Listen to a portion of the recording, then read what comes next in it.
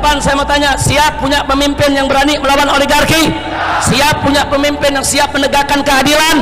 Siap punya pemimpin yang siap untuk menegakkan hak asasi manusia di Republik ini? Betul. Siap bersatu, siap bersaudara, siap berjuang kembali. Takbir. Maka itu semua saya tanya, tetap siap satu komando? Siap satu komando? Takbir. Sallu ala nabi. Belum kampanye, belum. Aduh, ini namanya apresiasi.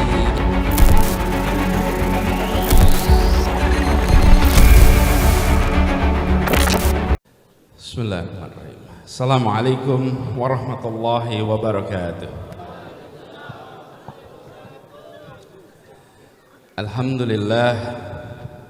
Alhamdulillahilladzi arsala rasulahu bil huda wa dinil haq liyudhhirahu 'ala ad-dini kullihi wa kafa billahi shahida. Asyhadu an la ilaha illallah wa asyhadu anna Muhammadan abduhu wa rasuluh. Allahumma shalli ala sayyidina Muhammad wa ala alihi wa ashabihi ajmain. Amma ba'du.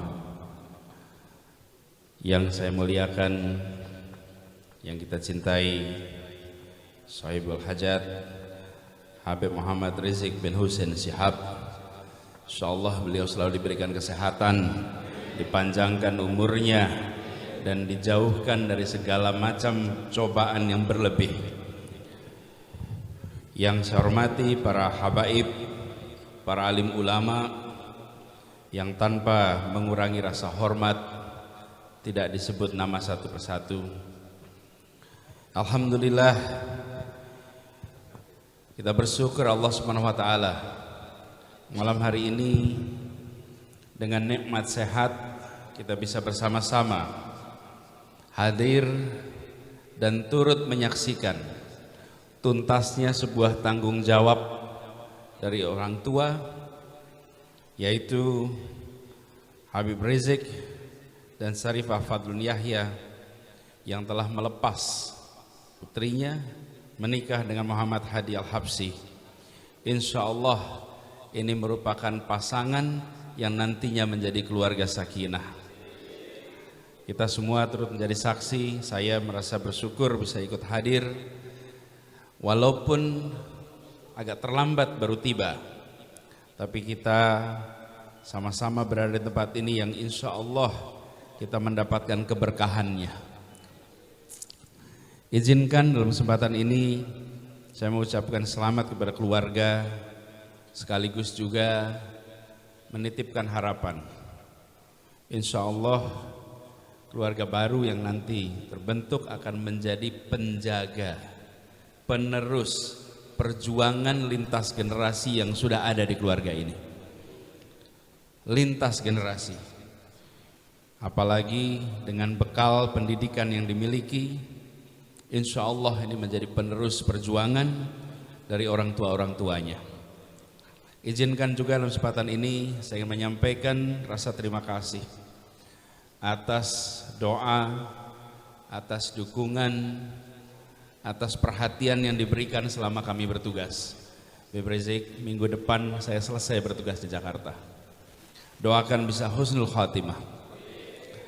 Dan di Jakarta banyak yang dikerjakan, tapi saya ingin garis bawahi satu hal. Kita berikhtiar untuk bisa menghadirkan keadilan sosial di tanah ini. Kita tidak ingin di tanah ini terjadi ketimpangan terus-menerus. Kita ingin jaga keadilan itu. Dan langkah-langkah yang dilakukan tidak selalu disambut dengan gegap gempita dari berbagai kekuatan yang ada di kota ini. Tapi insya Allah kita selalu mengandalkan, satu-satunya andalan kita hanya Allah. Jalankan semua walaupun menghadapi tantangan yang berat, tawakal Allah. Dibukakan jalan-jalannya. Kami sering sekali merasakan ketika merasa jalannya diduga buntu, ternyata muncul jalan keluar tak terduga-duga. Jalan keluar dari tempat-tempat yang tidak pernah kita duga. Dan itu semua tidak lepas dari doa semuanya.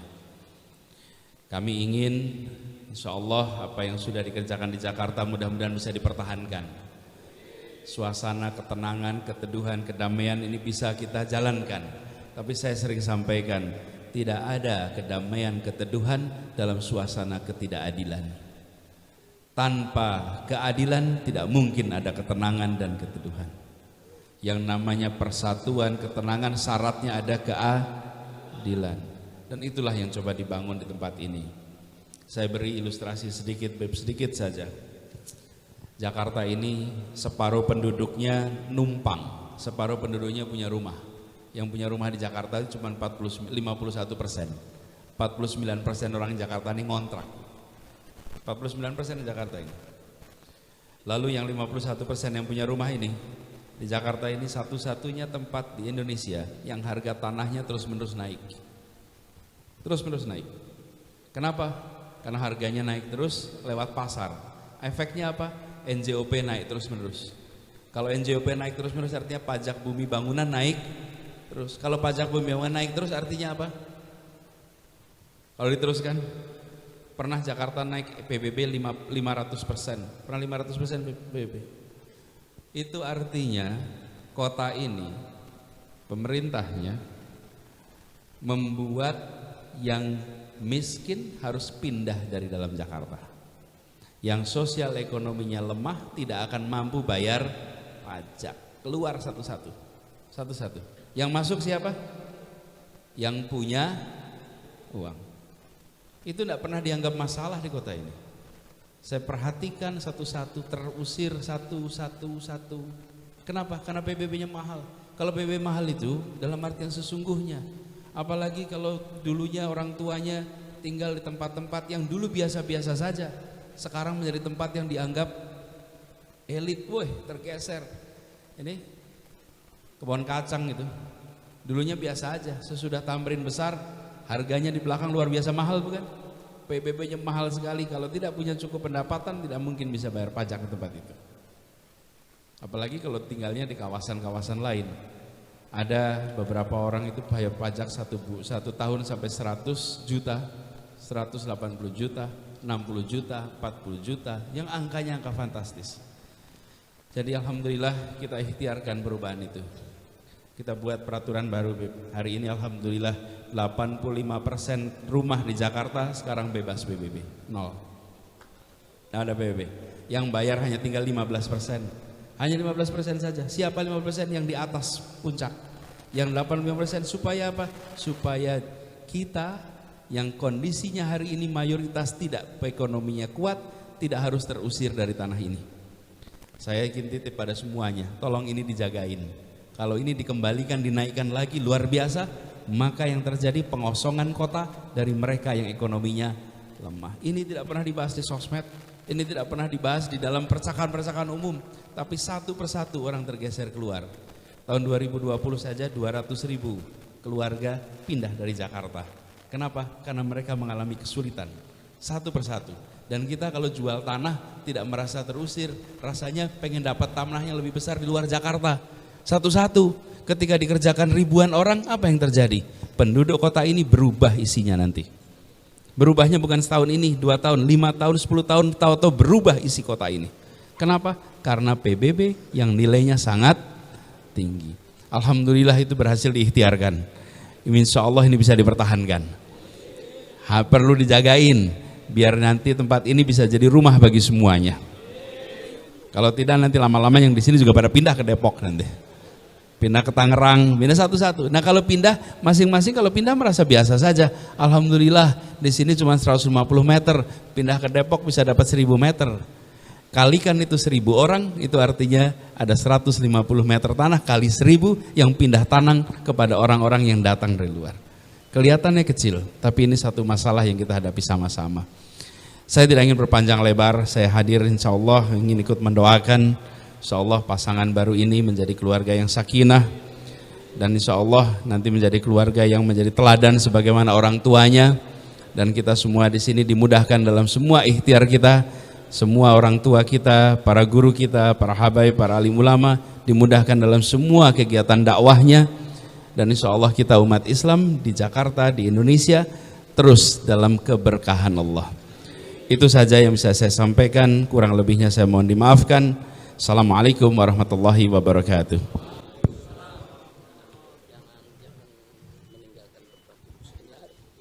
Buya di sini. Munawir dampingin Pak Anies di sebelah sana. Buya sebelah sini. Assalamualaikum warahmatullahi wabarakatuh. Bismillah walhamdulillah wassalatu wassalamu ala rasulillah wa ala alihi wa sahbihi wa mawala. Terima kasih kepada Bapak Gubernur DKI Jakarta, Bapak Dr. Anies Rashid Baswedan, yang pada malam hari ini telah menyempatkan diri hadir bersama kita dalam acara pernikahan putri kami tercinta. Mudah-mudahan kehadiran beliau bersama para habaib, para ulama, para kiai, para ustadz, para tokoh ini akan lebih mempererat ukhuwah Islamiyah di antara kita semua dan menjadi penyebab turunnya rahmat dan barakah. Nah, di sini saya tidak ingin berpanjang lebar, saya hanya ingin mengajak semua, yuk kita baca suratul Fatihah. Kita mohon kepada Allah Subhanahu wa taala agar Bapak Gubernur DKI Jakarta, yaitu Bapak Dr. Anies Rashid Baswedan, sebagaimana yang beliau harapkan tadi, bisa menyelesaikan tugasnya yang hanya tinggal beberapa hari lagi di DKI Jakarta ini dengan husnul khatimah. Dan kita mohon kepada Allah Subhanahu wa taala bi barakatil Fatihah agar beliau diselamatkan oleh Allah dari makar orang-orang jahat, dari segala tipu muslihat dan tipu daya yang ingin menjebak dan menghancurkannya. Dan kita mohon kepada Allah bi kuwatil Fatihah wa mu'jizatil Fatihah agar Allah Subhanahu wa taala memberikan taufik dan hidayah kepada Bapak Gubernur kita untuk tetap dan selalu menjadi pemimpin yang istiqamah.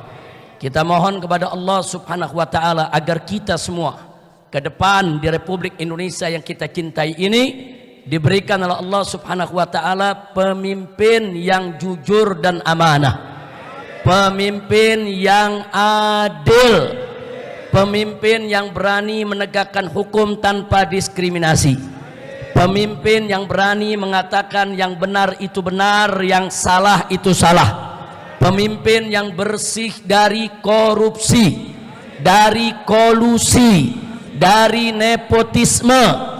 Pemimpin kita mohon kepada Allah yaitu pemimpin yang takut kepada Allah dan taat kepada Rasulnya, pemimpin yang siap untuk mensejahterakan rakyatnya, pemimpin yang siap menjaga bangsa dan negaranya, pemimpin yang jauh dari dusta dan ingkar janji, pemimpin yang jauh dari segala bentuk kebohongan dan sikap diskriminatif, pemimpin yang jauh dari sikap penzoliman terhadap rakyatnya sendiri.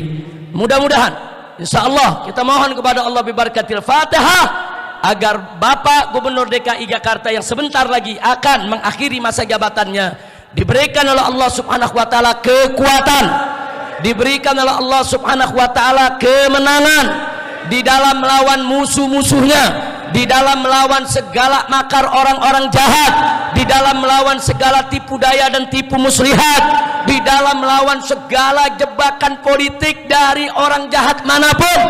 Dan kita mohon kepada Allah semoga kelak kita mendapatkan pemimpin yang mampu untuk menegakkan hak asasi manusia di Republik ini. Ala hadhihi niyyah wa likulli niyatin salihah wa ila hadratin nabiyil mustafa sallallahu alaihi wasallam bisirril Fatihah. A'udzu billahi minasyaitonir rajim. Bismillahirrahmanirrahim.